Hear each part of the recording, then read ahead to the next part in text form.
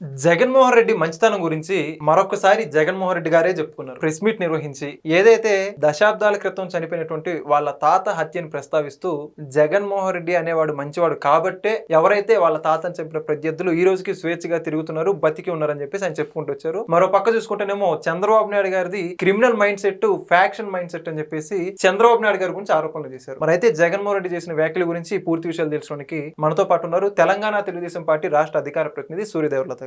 నమస్కారం అండి. నమస్తే. ఇప్పుడు మొత్తానికి జగన్మోహన్ రెడ్డి గారు మంచితనం వల్లే వాళ్ళ తాతను చంపిన వాళ్ళు బతికున్నారంట. అసలు జగన్మోహన్ రెడ్డి గారి మంచితనం మీరు గమనించింది ఏంటి? ఆయన అయితే చెప్పుకున్నాడు ఆయన మంచోడు అని చెప్పేసి, మీరేమంటారు ఆయన మంచితనం గురించి? అంటే జగన్మోహన్ రెడ్డి గారు మంచి అని చెప్తే ఆంధ్రప్రదేశ్ ప్రజలందరికీ కూడా ఏదైతే గుండె నొప్పి అని మాట్లాడాడో ఆ గుండె నొప్పి ఆల్రెడీ వస్తుందేమో అనిపిస్తుంది. వాళ్ళు అదే అనుకుంటున్నారు.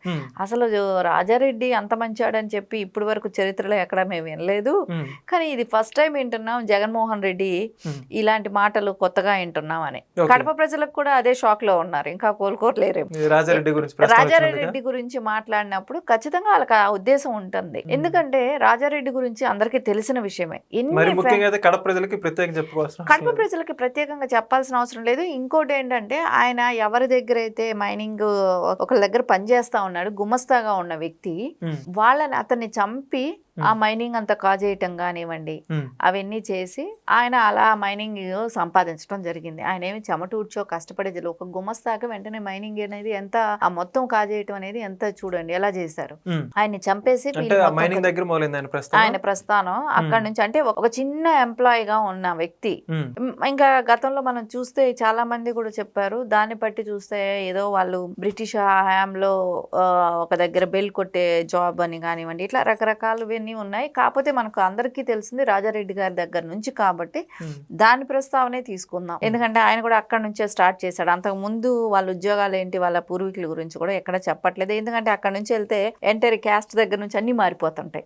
సో ఇక్కడ నుంచి అది వేరే సెక్టార్ వెళ్తుంది. అది దివాకర్ రెడ్డి గారు, జేసీ దివాకర్ రెడ్డి గారు ఆల్రెడీ చెప్పేశారు. ఆ ఫ్యామిలీ చరిత్ర అంతా కూడా చెప్పారు. కావాలంటే ఎవరికైనా డౌట్ ఉంటే ఆ వీడియో ఓపెన్ చేసి చూసారనుకోండి వాళ్ళ చరిత్ర ఏంటని చెప్పారు. ఎక్కడైనా కూడా చరిత్ర సంబంధించి రైతు కుటుంబంగా గానీ లేకపోతే ఈ నేపథ్యానికి చెందిన వాళ్ళు, జనరల్ గా రైతులు ఎక్కువ ఉంటారు రాయలసీమ అంటే, రైతు బ్యాక్గ్రౌండ్ కాదు ఇంకో బ్యాక్గ్రౌండ్ కాకుండా ఇలాంటి ఆరోపణలు అవడం గల కారణం ఏంటంటారు?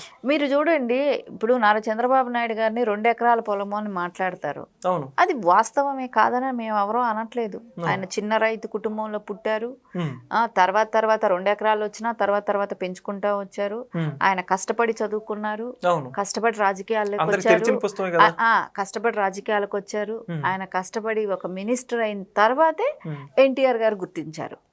ఆయన ఏమీ లేకుండా బయట ఉన్నప్పుడు ఎప్పుడు కాదు కదా పెళ్లి చేసుకుంది, ఒక మినిస్టర్ అయిన తర్వాతే ఎన్టీఆర్ గారు గుర్తించారు. అప్పుడు బూనమ్మ గారిని ఇచ్చి పెళ్లి చేయడం జరిగింది. కానీ ఇక్కడ జగన్మోహన్ రెడ్డి గారు అట్లాంటి చరిత్ర ఏదైనా చెప్పమానండి. వాళ్ళ కుటుంబం చిన్న రైతు కుటుంబం అనైనా చెప్పమని, లేదు వీళ్ళు పుట్టేస్తూనే మైనింగ్ అని చెప్తారు కదా, ఆ మైనింగ్ ఎక్కడి నుంచి వచ్చింది అనేది మనం ఇక్కడ మాట్లాడుతున్నాం. ఆ మైనింగ్ అనేది ఒకళ్ళ చంపితే వీళ్ళు తీసుకున్నారు, వాళ్ళ దగ్గర పని చేస్తే ఆ యజమానినే చంపి వీళ్ళు తీసుకోవటం జరిగింది. అలా మైనింగ్ తీసుకున్న దగ్గర నుంచి కూడా ఒక్కొక్కళ్ళని అక్కడ ఎవరో అడ్డంకులు ఉండే వాళ్ళని, ఎవరో భూములు కబ్జాలు చేయటానికి, అంటే ఒక ఫైనాన్షియల్ గా ఒక గ్రిప్ దొరికింది వాళ్ళకి. ఆ గ్రిప్ దొరకటంతో అక్కడి నుంచి అందరినీ విచ్చలవిడిగా కడప జిల్లానంతా కూడా గుప్పెట్లో పెట్టుకోవాలనే దాంతో ఇష్టానుసారంగా అందరినీ చంపటం కానివ్వండి. వీళ్ళు ఎవరైతే ప్రత్యర్థులుగా ఇప్పుడు రాజారెడ్డి చంపేశారని చెప్తున్నారో అదే వర్గంలో 20 మందిని చంపారు.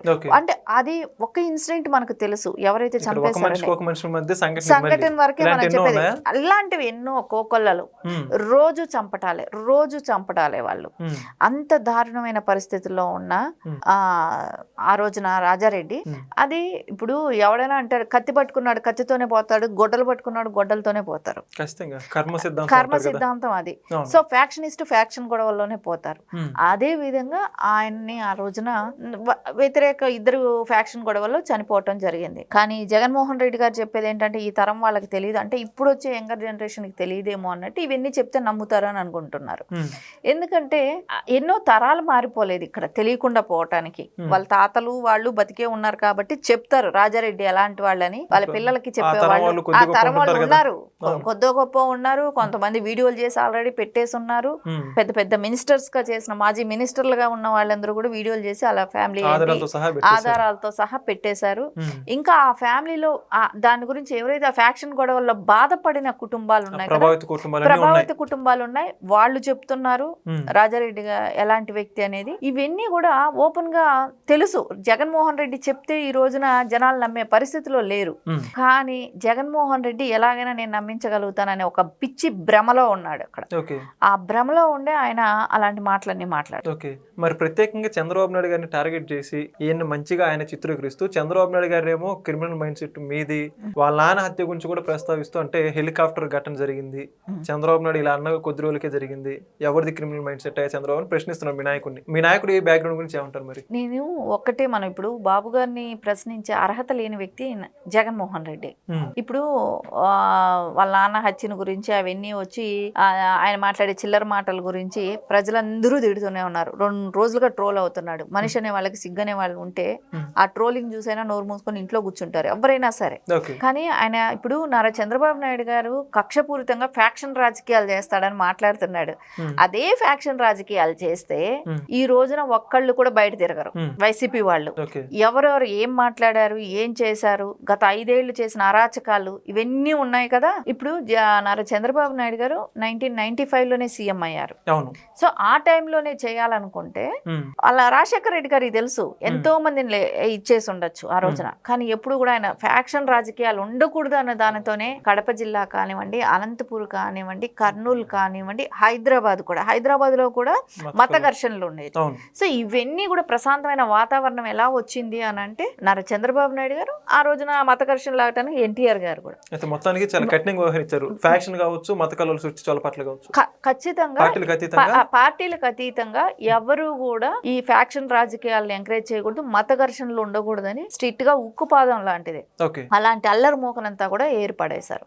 కానీ అదే ఇప్పుడు అంటున్నాడు కాబట్టి జగన్మోహన్ రెడ్డి ఈ టర్మ్ లో అయినా, ఎందుకంటే నువ్వు లాస్ట్ టర్మ్ లో నువ్వు సీఎం అయ్యావు కాబట్టి, సో ఈ టర్మ్ లో నిన్ను అంటే లాస్ట్ 5 ఏళ్లు నువ్వు చేసిన అరాచకాలన్నీ కూడా ఉన్నాయి కాబట్టి ఇప్పుడు ఈ టర్మ్ లో చేయాలనుకుంటే బాబు గారు మళ్ళీ సీఎం అయ్యారు. ఇప్పుడు 4th time CM, 4th time CM ఆయన చేయాలనుకుంటే మిమ్మల్ని అందరినీ జైల్లో పెట్టగలుగుతారు. కానీ అలాంటివి ఎప్పుడూ చేయలేదు. అది కూడా కాకుండా బీజేపీ మీద కూడా ఒత్తిడి తీసుకొచ్చే కెపాసిటీ ఉన్న వ్యక్తి నారా చంద్రబాబు నాయుడు గారు. ఎందుకంటే ఈ రోజున కూటమి అంత స్ట్రాంగ్ గా ఉంది కానీ ఆయన పట్టించుకోలేదు. సో ఆయన ఏంటంటే అది సెంట్రల్ గవర్నమెంట్ చేతిలో ఉంది. అది ఏదైతే ఆయన 42,000 కోట్లు ఇది అక్రమ ఇదిగా ధనార్జన చేశాడు, అది ఆల్రెడీ సెంట్రల్ లో ఉంది కాబట్టి ఈడీ కేసులు. సో వాళ్ళు యాక్షన్ తీసుకుంటారని ఆయన ఊరుకున్నారు. లేదు మీరు చెయ్యాలనే ఫోర్స్ అంటే సెంట్రల్ గవర్నమెంట్ కే పెడితే ఖచ్చితంగా నువ్వు ఈ పార్టీ జైల్లో ఉండేవాడివి, ఎందుకంటే కూటమి అంత స్ట్రాంగ్ గా ఉంది కాబట్టి. కానీ బాబు గారు ఏదైనా పద్ధతి ప్రకారం ఏదైనా ఒక ఇన్వెస్టిగేషన్ ఒక కోర్టులో జరుగుతుంది, ఒక ప్రక్రియ అంటూ వెళ్తుంది, దాని చట్టానికి లోబడే పని చేస్తాం కాబట్టి దాని వరకే చూసుకున్నారు. ఇప్పుడు వాళ్ళతో మాట్లాడిచ్చిన మాటలు మాట్లాడిన వాళ్ళందరూ కూడా ఉన్నారు. అంటే జగన్మోహన్ రెడ్డి పెయిడ్ ఆర్టిస్టులు అంటారు కదా, చిల్లర డబ్బులకు ఆశపడే కొన్ని గుంటనక్కలు ఉన్నాయి కదా, వాళ్ళందరూ కూడా గతంలో జగన్మోహన్ రెడ్డి గారు సీఎం గా ఉన్నప్పుడు విర్రవీగారు అందరూ. కానీ ఇప్పుడు నారా చంద్రబాబు నాయుడు గారు సీఎం అయిన తర్వాత వాళ్ళు పత్తిత్తుల్లాగా చాలా మంది ఇళ్లకు పరిమితమైన వాళ్ళు కూడా ఉన్నారు. వాళ్ళందరూ ఇప్పుడు మాట్లాడకుండా ఉన్నారు కాబట్టి జగన్మోహన్ రెడ్డి వచ్చి ఇప్పుడు మళ్ళా మాట్లాడటం మొదలు పెట్టాడు. అంటే బాబు గారిని మానసికంగా వీక్ చేయాలనే ఉద్దేశంతోనే మాట్లాడుతున్న మాటలు కొన్ని మాట్లాడుతూనే ఉన్నాడు. సరే, వాటి గురించి బాబు గారు మానసికంగా అంత కుంగిపోయే వ్యక్తి అయితే, ఆయన సుదీర్ఘమైన రాజకీయ అనుభవం ఉన్న వ్యక్తి నారా చంద్రబాబు. వీళ్ళంతా బచ్చల్లాగా కనపడతారు ఆయనకి, అంతే కదా. ఎందుకంటే వయసులో గాని, అనుభవంలో గాని, రాజకీయంలో గాని అన్నిట్లో చూస్తే అరే నువ్వు దీంతో మానసికంగా నన్నేమీ చేయలేవు అనేది ఆయనకు అనిపిస్తుంది. సో మరి ఇప్పుడు చూసుకుంటే మరి ఇప్పుడు చంద్రబాబు నాయుడు గారికి సంబంధించి చేసిన వ్యాఖ్యలన్నిటి గురించి కూడా వైఎస్ఆర్సీపీ మళ్ళీ తీవ్రంగా వాటి గురించి ప్రచారం చేసుకుంటూ వస్తున్నారు. మరి దీనికి తెలుగుదేశం పార్టీ వైపు నుంచి మీలాంటి వాళ్ళ మాటల్లో ఏం చెబుతారు వాళ్ళు? ఒకటండి, నారా చంద్రబాబు నాయుడు ఉన్నతమైన శిఖరం లాంటి వ్యక్తి. సో ఎవరైనా ఆ శిఖరాన్ని చూసి ఉమ్మేద్దాం అనుకుంటే అది వాళ్ళ ముఖం మీదే పడుతుంది. అది ప్రతిసారి జగన్మోహన్ రెడ్డి ప్రెస్ మీట్ పెట్టినప్పుడు అంతా ఆయన ముఖం మీదే పడుతుంది. అది ఆయన ఇంకా తెలుసుకోలేకుండా ఉన్నాడా, తెలుసుకున్నట్టు తెలియనట్టు నటిస్తున్నాడా, నా మీద పడింది ప్రజలు చూడలేదు అనుకుంటున్నారా, అది ఆయనకే అర్థం అవ్వాలి. సో ఇవన్నీ కూడా ప్రజలకు తెలుస్తున్నాయి. Okay. సో శిఖరాన్ని చూసి ఉమ్మితే ఆయన ముఖం మీదే పడుతుందని ప్రజలు అర్థం చేసుకున్నారు. ప్రజలే సమాధానం చెప్తున్నారు. ఈ 4 రోజులు ఇప్పుడు ఏదైతే ప్రెస్ మీట్ పెట్టినాక ఒక వారం రోజులు జగన్మోహన్ రెడ్డి గారిని ట్రోల్ చేస్తూనే జరుగుతూనే ఉంటది. ఎందుకంటే ఆయన మాట్లాడిన ప్రతి మాట ప్రతి అక్షరం కూడా ఆయనకి సింక్ అయ్యేది కాదు. సో నీతి వాక్యాలు మాట్లాడారనుకోండి, అది ఆయనకి సరిపోదు కదా. సో ఆయన ఆచరణలో ఎప్పుడు చేయలేదు కదా.